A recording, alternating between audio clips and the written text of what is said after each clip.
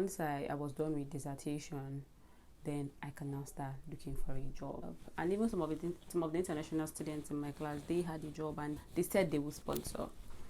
So I applied to 4. Was it 4? Yeah, 4 in total. 1 out of the area because I was looking to move. 1 in Northampton, 1 in Bedford, and 2 in Reading.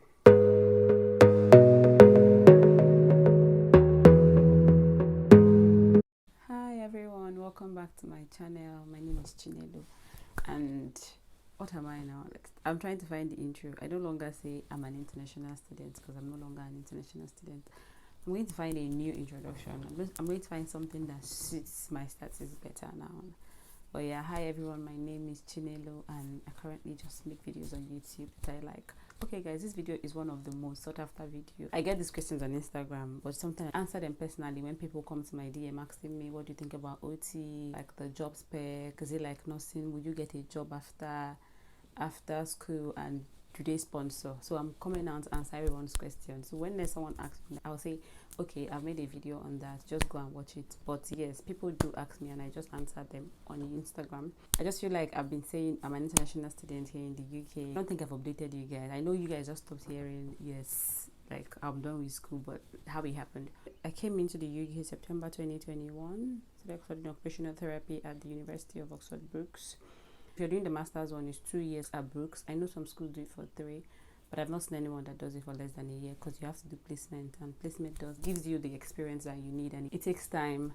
So yeah, I started September 2021. September 2023, I finished officially, and for my course, we finished with placement. So it's not like, oh, after placement you come back again for lectures. No, we started placement in June, and it was a 12 weeks placement. So June, July, August. I officially finished uni in September. But before then, let's take it back to last year, January. January, we were doing I think it was just 2 courses left to finish. And when I came back, because I traveled to Nigeria 2022 December, in January, people were already applying for jobs. Some people in my class, they already had jobs. And me, I didn't want that pressure. We had this tension. We were 30 something in my class, and about 15 or more than half the class had already gotten jobs. They were already doing interview. As at February, they had already gotten jobs that they've accepted to do. Me, I was still struggling to finish dissertation because I had a deadline to submit my dissertation in May. So I was still really struggling to finish my dissertation. In uni, we have primary data collection and secondary data collection. I did the primary, and to do the primary, you had to pass a course, get 60 and above in our research method course to do primary. So I did primary, and that meant I had to do I did qualitative, I had to do interviews. I was really hands-on with my dissertation, so I wanted to finish that one. I didn't do the literature review, so I was so hands-on. I had to do interviews and do data collections, analyze the data and all of that. So that took a while for me, and I had a deadline May, I think it was 5th of May, to submit it. So I wasn't thinking about job. I said once I was done with dissertation, then I can now start looking for a job. I wasn't thinking about job. I was a bit tense when people were saying, oh yes, I already have a job, I've gotten a job. And even some of the international students in my class, they had a job and they said they would sponsor. So I just knew, because I did my research for studying OT. I knew what I was getting into. I knew the job market. I knew everything, so I was not so tense. I just took the interview questions just so I'll read when I'm ready for my own interview. And there's something Brookes did for us that was so good. We had this session called, what did they call it again? I think it was called interview prep or something. So it was preparing us for the job market. So they came, taught us how to do interviews, taught us how to write our personal statements, how to write our CVs, and then we now had a workshop day when representatives from different trusts, so the different NHS trusts, Oxford Health, Berkshire Health, Royal Berkshire, the localities around, they came just to represent. They had their different stands, tell us what they do, and took our email address. If you're looking to apply, come and apply. Even council came, so we had PEDS, different settings of occupational therapy. I know I saw council as well. I think it was Reading Borough Council, they were also there. It was a very good opportunity, and then you talk to them, ask them what salary rates. We know NHS is in bands, it's the same thing. It was even there I realized that, okay, apparently council pays more than NHS. So if you're working for the council, you earn more as a band 5 OT, and council, they don't do in band. You just, you walk around, you talk to them, they tell you what they do, they tell you about the units. If it's the rotation one you want, they tell you about the rotations in the hospital. So yeah, that one happened. I attended that. I took a few names, and I was looking for the ones close by as well. I took a few names just so when I'm applying, because they'll tell you it's coming up so time. The ones they put up the advert, just apply. So yeah, and that was like, I think that should be around March. And then I submitted my dissertation beginning of April. Once I submitted, that was when I now in my head, everything is now calm. I will not start applying. And I told myself that the first one that says yes to me, that's the one I'll take. The one that my heart says, that's the one I'll take. So I applied to 4. Was it 4? Yeah, 4 in total. 1 out of the area because I was looking to move. 1 in Northampton, 1 in Bedford, and 2 in Reading. So now, what happened is, where I was going to do placement, because then placement had already come out, where I will start my placement in June, and this was in April. I saw the hard job adverts, and I said, okay, let me apply here. So I applied there, and then I applied to the other place I had already done placement before. So I did 2 interviews, and the other 2 I withdrew. What I did was, during interview, so they asked you, what visa are you on? I said, I'm currently on a student visa. And they said, are you looking to get the post-study? Or, because my visa was expiring January 31st. I said, no, I wouldn't want to do the post-study. I would require sponsorship.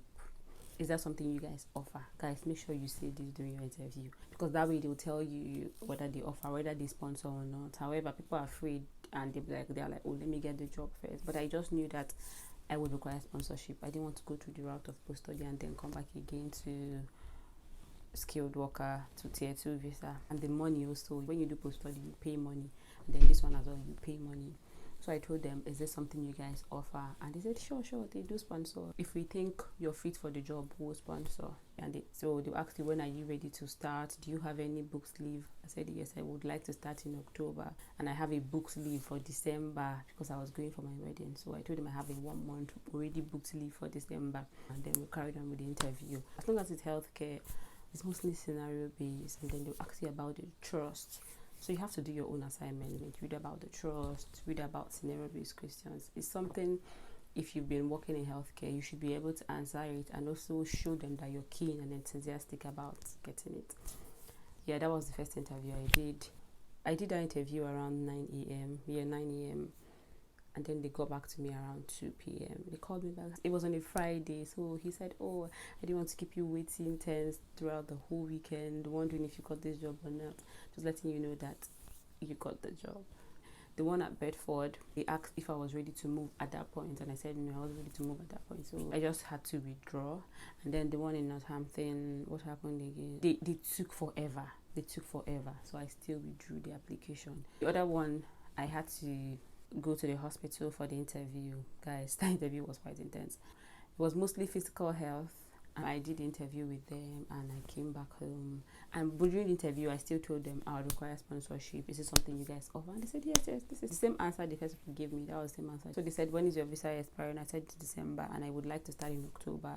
So they said, no problem. Even if you start in October, your visa is still currently going to be running, then we will now apply for you. All my interviews were on Friday. They waited on Monday, and they told me on Monday. Mind you, the other one, they already told me yes, and I just had them down. So when they told me, yeah, you've gotten the job, this is what you're supposed to do, occupational health, go do occupational health, go do this one. And I said, thank you now. And I was now between the devil and deep blue, because now I had 2 jobs that already agreed to sponsor me, and I don't know how to choose. Mind you, I've worked in the first place. The other one, I was going there for placement. I was meant to start placement with them in June. So I was a bit, I said, anyway, I'll just carry on with the both of them. And then when I start placement here, if I like it, it will be an easy transition. The other place, I've done placement there, but when you're doing placement, it might not be the ward you're working in that you do placement. So it can be surgery, and maybe I did placement in wheelchair clinic, and the job is in some other area, but it's still the same trust. So I just carried on. I told them yes, they started the paperwork, asking you for reference. NHS takes forever. Their recruitment process takes forever. I started my placement in June, and that's how I just liked the place. And I told the other people, sorry, I will try again next year. Just, I accepted the first one that said yes. I started in October. My COS came out October the 8th. And then they just sent me to apply for visa. So all I paid was for my visa fee, and that was like $274. I thought I was going to pay for IHS, pay for those outrageous things that you pay for. So I was even thinking, oh God, I need to start saving money. I need money to do visa and all of that. All I had to pay was my visa fee. Thank God for the NHS. I don't think it's just NHS. I think once you work with healthcare, you don't pay for IHS. That's that health insurance or that. Because imagine if I had to pay it. Anyways, they sent me the COS on the 8th, and I didn't apply immediately because when they send you COS, you have like a timeline to use the COS number before it expires.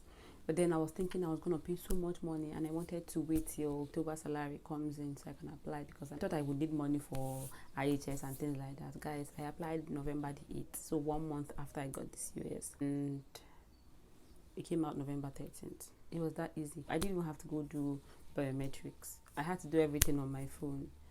And I got a message, oh, your skilled worker visa has been successful, your application has been successful, and it came out November 13th. That's it. Has God not been faithful? Since I came to this UK, everything, every step of the way, it's just been like easy. The way I said it, God, this is what I want, and then that's how it just came. So yeah, guys, that's how I got my sponsorship. Imagine they were asking me, do you want 3 years or 5 years? I looked at the money for 5 years. I said, I beg, I want 3 years. I looked at the money for 5 years. I told them, please, give me 3 years.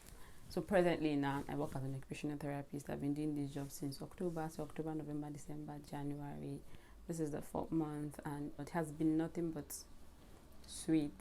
Like going to work every day is not that sweet, but because I've been doing it during placements, I'm not struggling. You just learn on the job. So yeah, guys, so I'm just going to say, for those people that keep asking me, hey, how big is OT in the UK, will you get a job? Guys, don't worry, you're going to be sought after. Do you understand? You're sought after. It's not there's no job, who will sponsor me? No, even the council will sponsor you. And I hear even some private firms sponsor. So if you want a private firm, they even sponsor.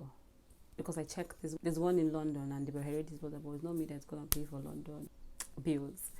So guys, do not worry. As long as you go for your interviews, you do well. Everyone in my class, all the international students in my class, and they're not even Nigerians, they've all been sponsored presently. You and just don't be worried about will they sponsor me or will I get a job. You would get a job. It's quite sought after. You will not look for a job. The NHS is currently understaffed. They have always been, and I'm not even seeing it ending now.